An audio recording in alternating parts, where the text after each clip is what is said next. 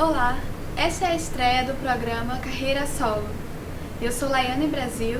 Hoje nós trataremos sobre diversidade sexual. Fique conosco, fique aí ligado que voltamos em breve. Olá, estamos de volta e, como eu falei anteriormente, hoje trataremos de diversidade sexual. Nosso convidado de hoje é Rafael Fernandes, estudante de psicologia e pesquisador da área. Olá, Rafael. Olá. Primeiramente, um dado que nos preocupa bastante é que dentro da comunidade homossexual, bissexuais, travestis, lésbicas, existe uma violência muito grande. Há dados que indicam que a cada 26 horas um homossexual é assassinado. Para você, como é viver nesse cenário tão violento? Laiane, primeiramente você tem que entender que a homossexualidade, a bissexualidade, enfim, tudo que subverte o que a gente chama de heterossexualidade, ela não é bem vista na sociedade. Isso porque a gente toma um padrão de sexualidade, que é o padrão hétero, como esse padrão normal. E tudo aquilo que foge acaba sendo incriminado pela própria sociedade. Esses estudos aí, se você estiver se referindo aqui ao Brasil, de certa forma eles ainda se apresentam falhos. Esses números podem ser maiores ou podem até ser menores.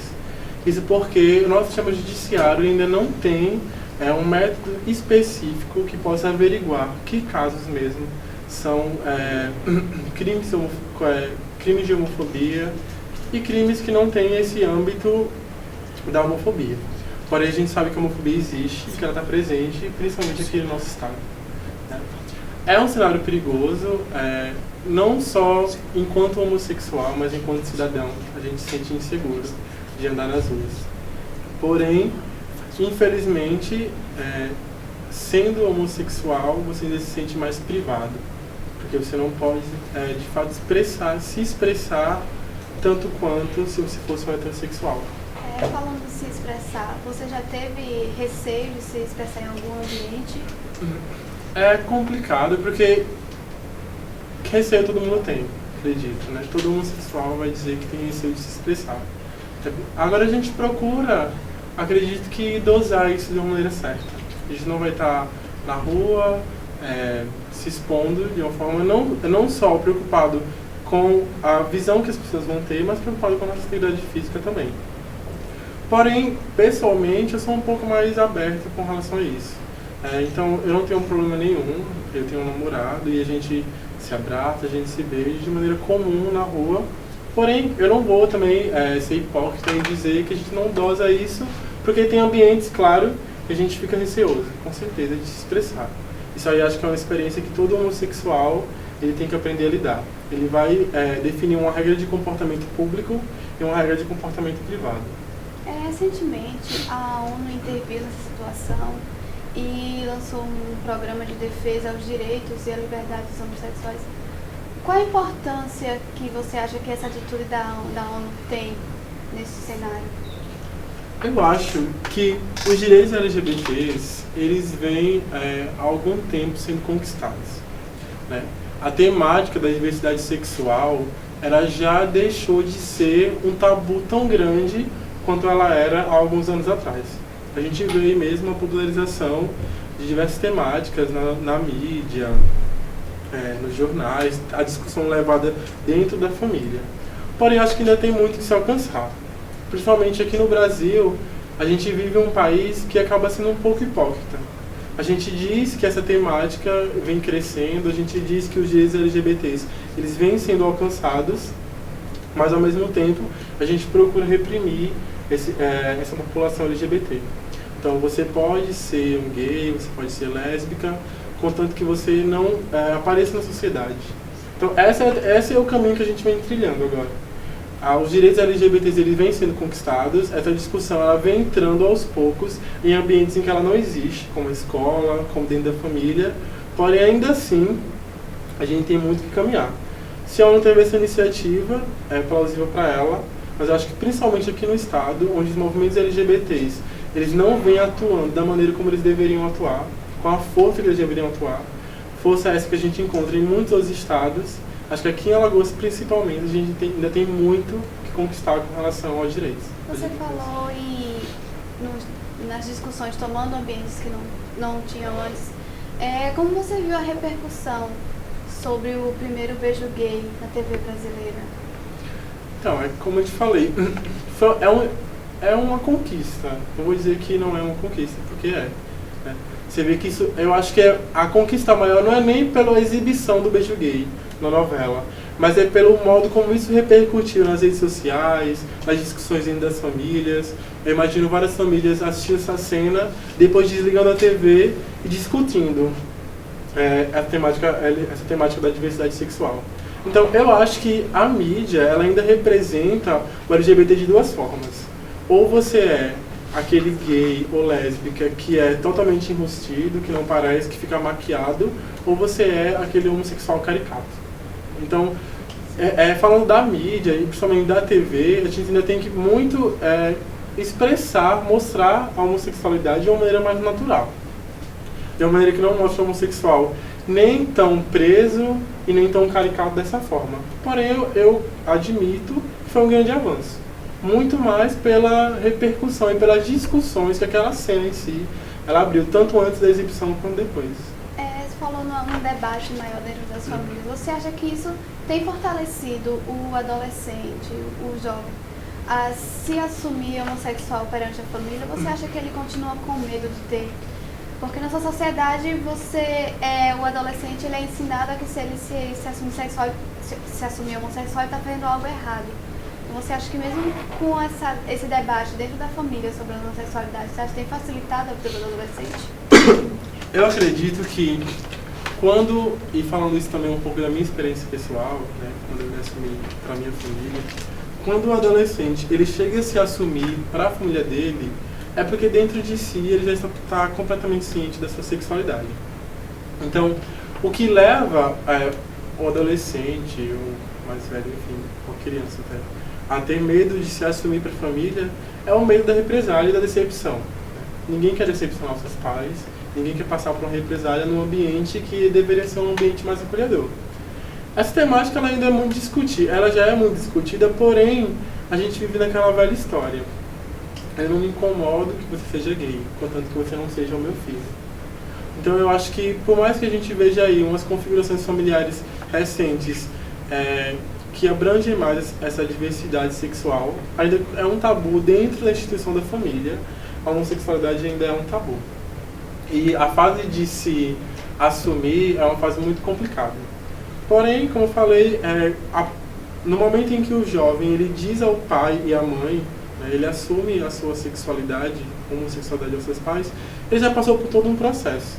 Então, provavelmente ele já tem certeza da sexualidade dele, ele já passou por experiências homossexuais, ele já consolidou isso, provavelmente ele já namorou.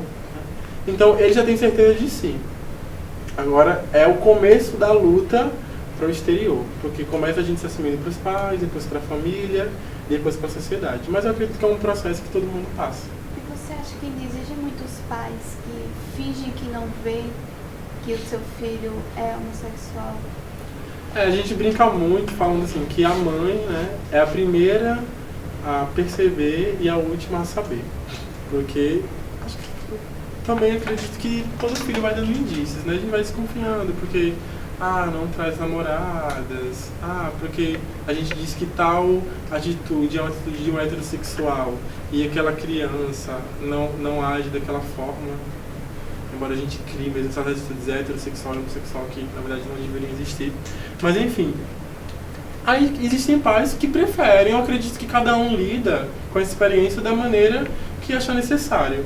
Acho muito mais válido que uma mãe entenda, perceba que o seu filho é homossexual e ela prefira não saber disso, do que uma mãe que vá lá, procure saber e depois reprima o seu filho.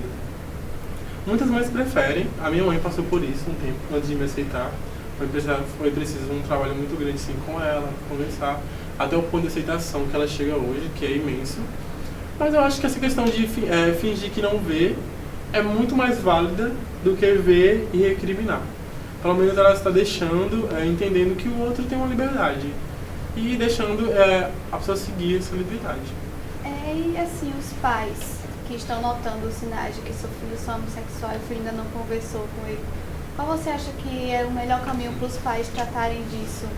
É porque você falar de sinais homossexuais é complicado, porque às vezes a gente vive definindo as pessoas, sabe? A gente diz que se tal pessoa não faz aquilo, ela é gay. Se tal pessoa faz aquilo, ela é hétero. Então a gente define a homossexualidade através dessa exteriorização. Na verdade não é isso, sabe? A sexualidade, ela está dentro de si. Eu posso expressar minha sexualidade de diferentes formas. E o modo como eu me visto, o modo como eu ajo perante a sociedade, não define de maneira nenhuma a minha sexualidade. Porém, acho que se o pai tem dúvida quanto à sexualidade do filho, acho que nada mais importante para a construção de uma família do que uma conversa. De que manter um ambiente seguro para o próprio filho. Acho que, falando enquanto homossexual, a gente já sofre muito preconceito do lado de fora de casa. A gente vive com medo de uma represália, a gente vive não podendo se expressar, como a gente falou aqui. Então, o mínimo que a gente espera é que o nosso pai e a nossa mãe sejam do nosso lado. Eu digo isso porque a situação da minha mãe hoje é a minha maior força. Eu poderia enfrentar represália do mundo todo, contanto que dentro de casa eu tivesse esse apoio que eu tenho da minha mãe.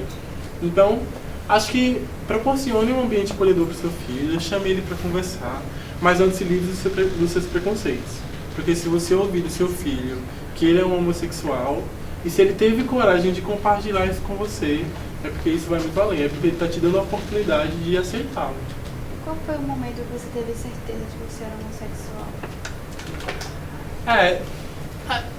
É complicado se falar de um momento de certeza, porque desde criança, desde que eu me entendo portador de uma sexualidade, ela já é voltada para o sexo oposto. Para o mesmo sexo.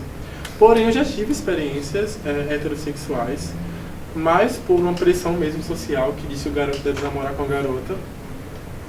E chegou um momento em que eu percebi que eu estava sendo falho, que eu estava mentindo para mim mesmo. Sabe? Mais ou menos na época da minha adolescência, meus 13, 14 anos, eu tive a primeira experiência homossexual, beijei um garoto, e eu percebi que aquilo era totalmente diferente. Que pra mim, beijar um garoto era totalmente diferente de beijar um garoto. Não porque o beijo fosse diferente do beijo físico, mas porque dentro de mim existia uma relação sexual que era completamente voltada para o garoto. Porém, muito antes de me aceitar enquanto homossexual, eu sempre tive um desejo direcionado para outros garotos. Nunca foi igual, eu sempre tive uma curiosidade maior. Mas eu também acredito que nós somos seres sexuais. O ser humano é um ser sexual. E que é uma questão de se permitir e de se entender essa característica nossa. Então eu não consigo definir bem assim, o momento em que eu me tornei homossexual. Existe um momento que eu parei de me enganar e dizer, não, peraí, eu não vou ficar me prendendo a uma coisa que eu não sou.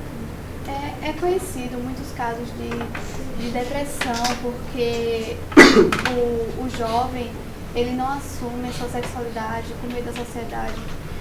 Você passou por esse caso? Conhece alguém que passou por isso? Particularmente eu não passei por isso, porque eu acho que veio muito assim, de algo que é meu, sabe?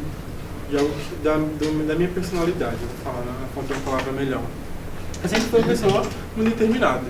Então, a partir do momento que eu me entendi enquanto homossexual, eu decidi, não, beleza, agora eu sou homossexual e ponto final.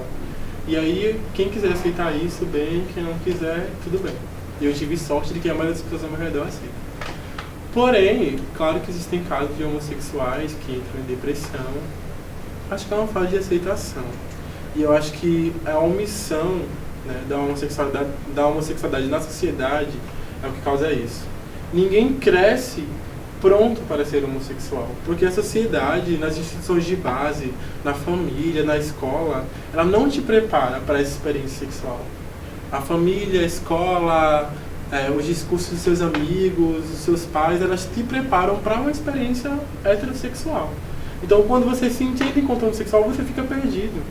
Porque enquanto na escola você teve aulas que falavam do menino que está com a menina, enquanto na família sua mãe falava de uma futura nora, quando você se pega quebrando tudo isso, seu mundo desmorona. Você aprende, pelo menos para mim foi assim, a experiência homossexual de descoberta, ela me ensinou a me reconstruir. Porque eu tive que partir de mim mesmo, sem base nenhuma, e construir o Rafael que eu sou hoje. Você citou muito a escola, que constrói, alguns consideram até como segundo lar. Qual você acha que deveria ser o papel de uma escola numa possível reestruturação para preparar o jovem que ele pode ser heterossexual, ele pode ser homossexual, ele pode ser o que ele se sentir melhor? Essa é uma discussão que a gente tem muito dentro da psicologia, né? Sobre como a escola ela reitera assim, esses papéis. Atualmente eu acho que a escola ela é um ambiente de segregação. Primeiro, é um ambiente em que nem todos têm acesso. E aqueles que têm acesso a esse ambiente escolar, na escola se constroem as diferenças. A gente, não só as diferenças de sexualidade, mas as diferenças de gênero, enfim. Você vê, a gente tem um banheiro da menina e um banheiro do menino. Né? A gente tem as atividades das meninas e as atividades dos meninos. O menino vai jogar bola, a menina vai fazer balé. Então, na escola, a escola ela é mesmo esse divisor assim, dos papéis da sociedade. Eu acredito que ela assume a sociedade e ela interpreta, eu posso dizer assim, ou ela absorve esses papéis. Então, na escola eu aprendo qual é o meu papel de menino, qual é o meu papel de menino. E o meu papel de menino é gostar de meninas. Então, é esse discurso que é vendido dentro da escola. O discurso da homossexualidade, ele não existe no ambiente escolar. Você vê que a gente tentou, recentemente, aprovar aquela lei que foi conhecida, né, como kit gay, mas que, na verdade, era uma tentativa de inserir essa discussão dentro da escola.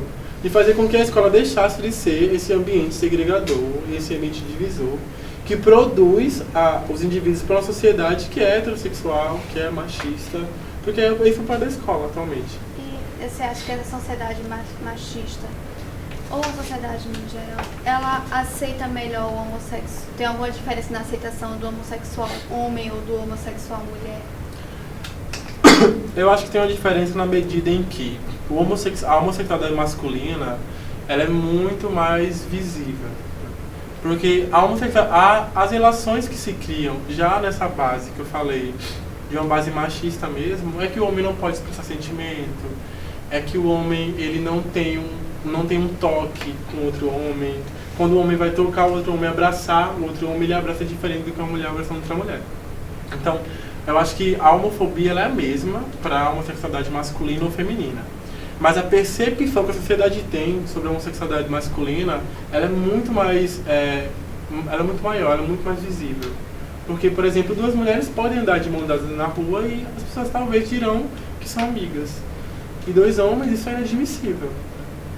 Porque você está incorporando algo que é feminino. E aí, enfim, é inadmissível. Ok, Rafael, muito obrigada. Obrigado pela oportunidade. Espero que vocês tenham recebido uma mensagem e isso ajude vocês a repensar um pouco sobre essas questões. E assim encerramos o programa de hoje. Fique ligado, semana que vem voltamos com mais outro tema. E esse foi a estreia do Carreira Solo.